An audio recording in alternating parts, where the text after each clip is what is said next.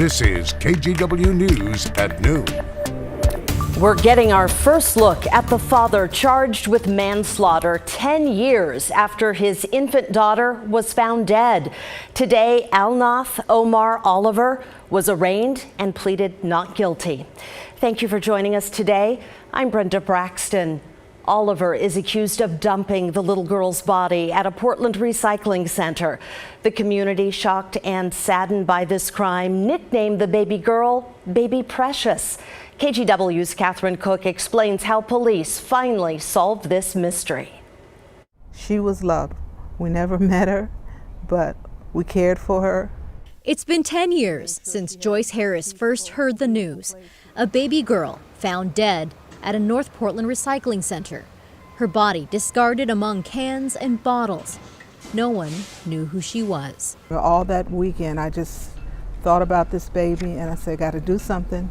Joyce, a longtime leader in Portland's black community, picked up the phone. She called her friend, now retired Portland police officer Marcy Jackson. We wanted to remember this baby. The women teamed up with other community members. They held a memorial for the infant and made sure she was buried at a local cemetery. They even named her Baby Precious. People showed up. I mean, the church was full and people were crying. You know, it was like we claimed her. But who was she and who was responsible for her death? Police had little to go on. The detectives kept working and I want to applaud them. In 2019, cold case detective Brendan McGuire took over.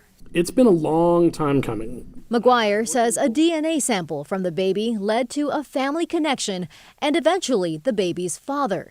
On Thursday, police announced the U.S. Marshals arrested that man, 53-year-old Alnath Omar Oliver. Oliver faces multiple charges, including concealing the baby's birth as well as manslaughter. The mother in this case was only 15 when she gave birth. Police say she won't face charges. The mother of the child was not aware that her child was deceased. She has believed from day one that Omar had taken the child to a hospital. Instead, detectives believe the baby died on the way there. That's when Oliver is accused of putting her in a recycling bin. Investigators also learned the baby had a name, Amara. I think about her, and so today she's just loved even more. On what would have been Amara's third birthday, community members planted this rose bush at the Portland Police North Precinct, a representation of her life and a reminder to not forget it. And there is that rose, and there's one left just for her today. Just for her today. Catherine Cook, KGW News.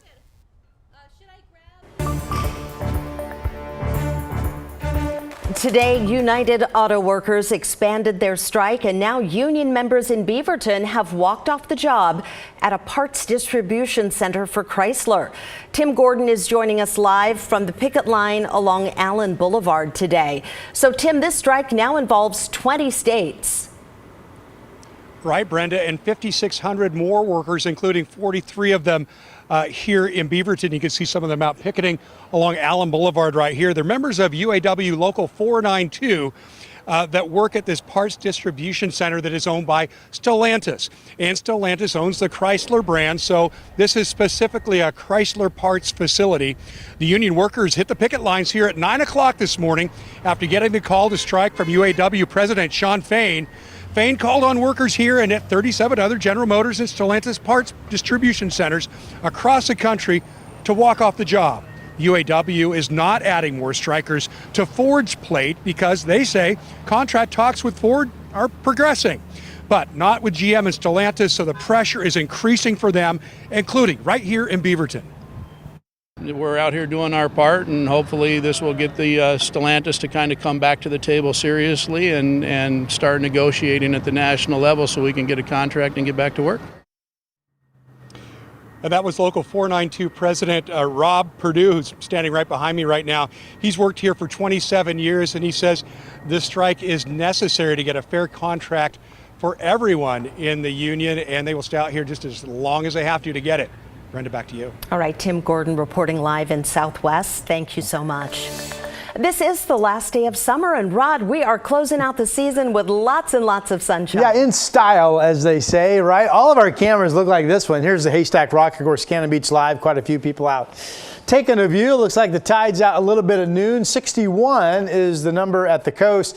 And still a little bit of snow. I believe this was from Wednesday night that powdered the top of Mount Hood. Temperature up there quite a bit cooler, 47 despite all the sunshine. Clear skies here in the valley. That's Oregon City, the end of the Oregon Trail Interpretive Center. And get this, the temperature at noon here in Portland, 71, which certainly brings 80 into play. Could we hit 80 for the final day of summer?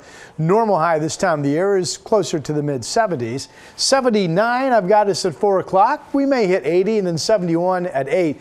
Now, yes, we continue to track all of this building out in the Pacific. A couple of low pressure centers. This first wave with the disturbance is a shower chance that will move inland starting tomorrow. Your weekend forecast and the forecast for how much rain is sitting back here, that's coming up. Big changes. Thank you, Rod. The tenant above me was coming down to my unit with a knife.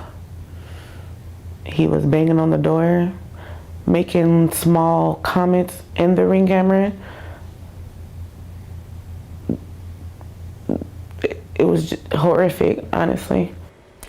She's talking about this Gresham man caught on security video allegedly harassing and threatening his neighbors.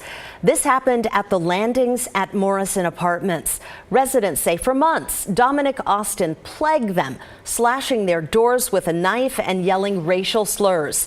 He was arrested a few days ago, accused of violating a restraining order. He made his first court appearance this week and will be back in court again next month.